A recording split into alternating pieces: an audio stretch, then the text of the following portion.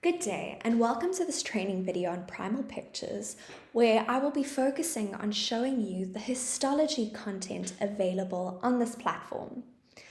We will start off with cell biology, where we will learn about the different types of cells in the human body and the components that make up our cells. We will then jump into the histology learning module, and this is where we will take a tissue type approach to histology, and we will learn more about the types of cells that make up the different tissues of the human body. And then after that, we will take a systemic approach to the histology or the microanatomy. So for each of the system learning modules hosted here in anatomy and physiology, you will be guided through the gross anatomy, the microanatomy, and the physiology for each system, and I will showcase some of the microanatomy of the skeletal system because this is the example we will use today.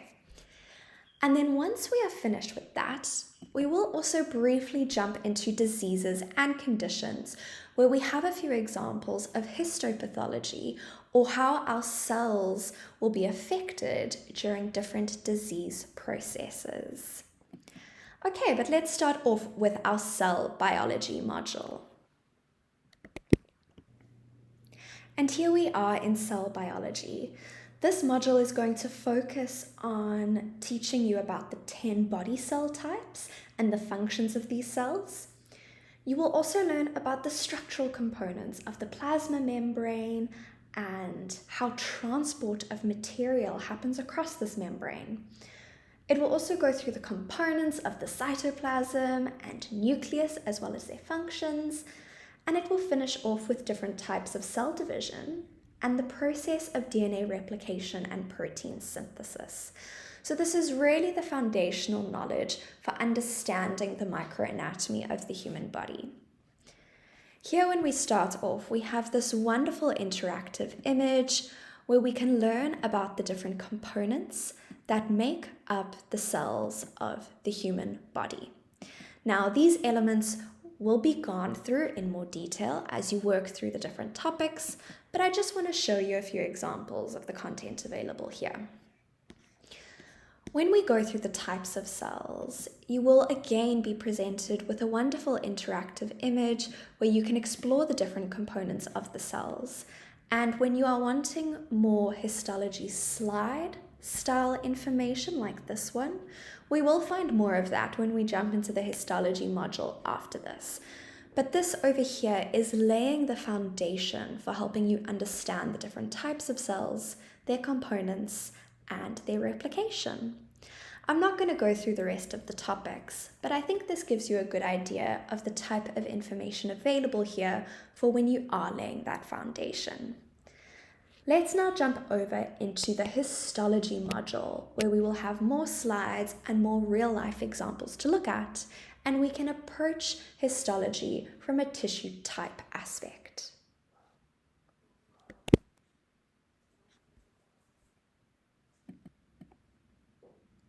All right, and here we are in the histology learning module. So as I mentioned, this is where you can learn some histological techniques, and we will then approach histology from a tissue type aspect. It's very important to understand the techniques used when creating histology slides and some of the different stains used in histology.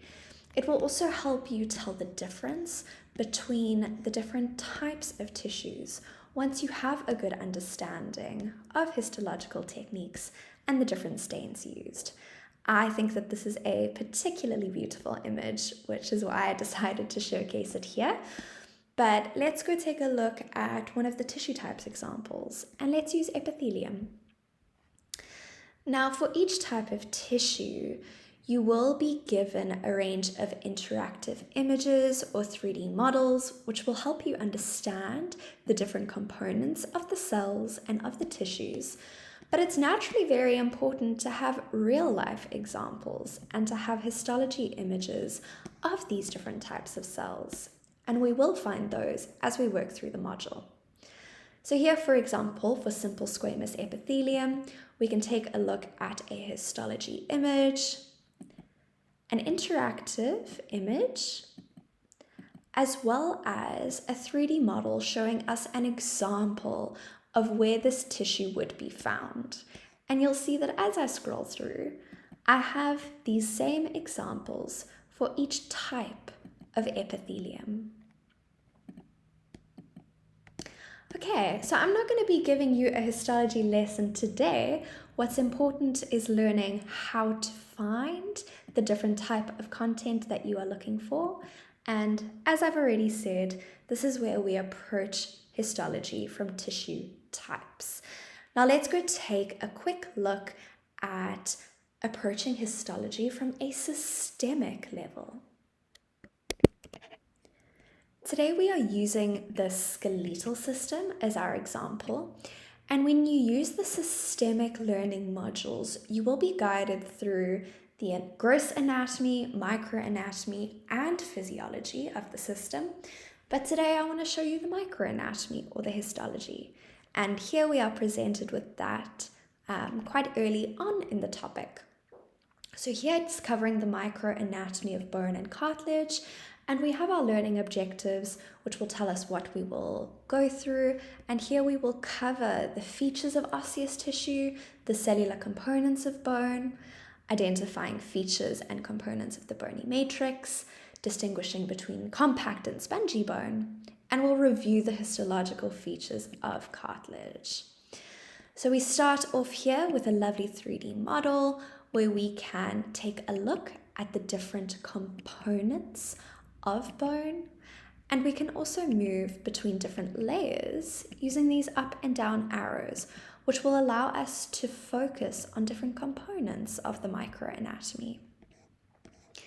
Then it moves on to the types of cells in bone tissue, and if you are wanting more real-life histology slide examples, again, as I mentioned earlier, that's where you should focus your learning on the histology learning module rather than the systemic learning modules. But I just want to give you an overview example of how the microanatomy is approached on the systemic level. So here you can see it's really going through the intricate and fine details about the components of our bony and cartilaginous tissue. We do still have some histology images available here, but like I said, these are focused on more so in the histology module.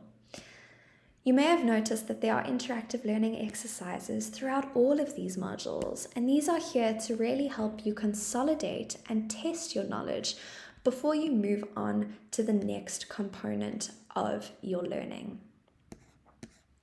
Okay, but I think that gives you a good idea of how the microanatomy is approached on a systemic level. Now let's go take a look at some of the histopathology content available in diseases and conditions.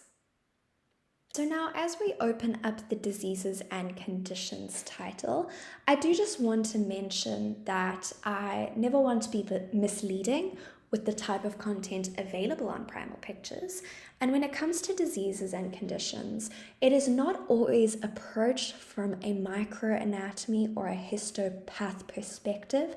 However, you will often find details that explain what happens in the microanatomy during different disease progressions.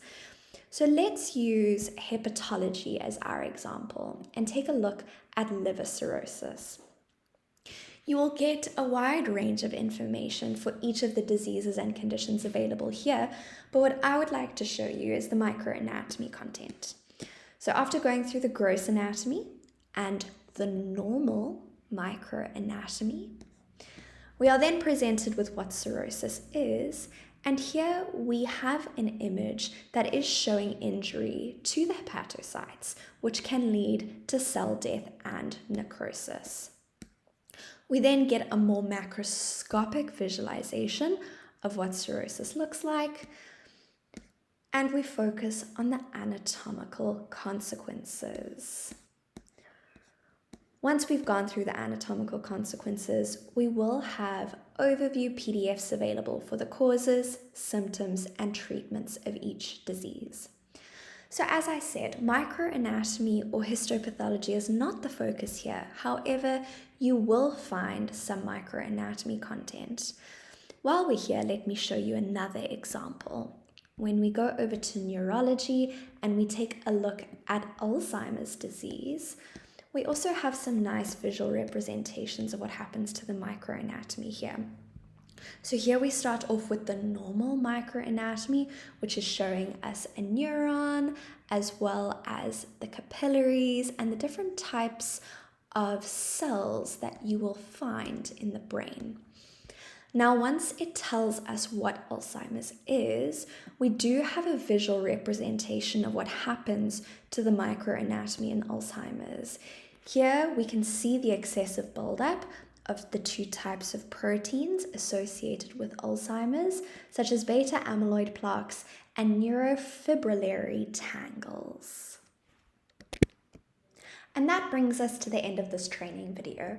I really hope that this was helpful in showcasing the type of histology content available on Primal Pictures, and I hope that this helps you either in your teaching strategies or your learning strategies. I wish you all the best in your future adventures with Primal Pictures and with anatomy and histology. Thank you very much.